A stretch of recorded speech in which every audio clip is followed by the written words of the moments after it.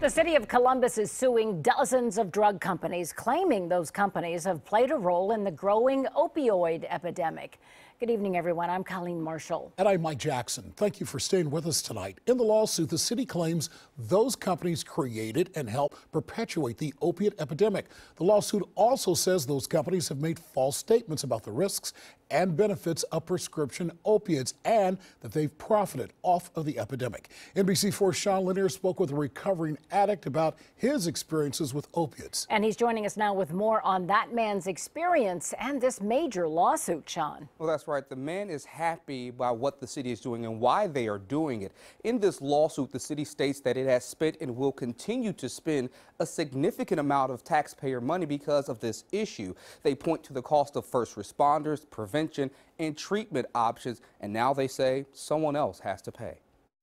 I feel for anybody that has to live that life depending on their opiates, because it's not a good life. The city of Columbus has filed a 123-page lawsuit against 25 drug companies, claiming they have caused and continue to cause devastation, harm, and damages to Columbus due to their role in helping create the opioid epidemic. The lawsuit alleges the addiction epidemic is a result of a, quote, well-developed marketing scheme by manufacturers and what the city calls key opinion leaders to sell opioids to treat chronic pain. They had to have had some foresight. Beverly says he's one of those people, and people like him inspired the lawsuit. When I was younger, I had a lower back injury.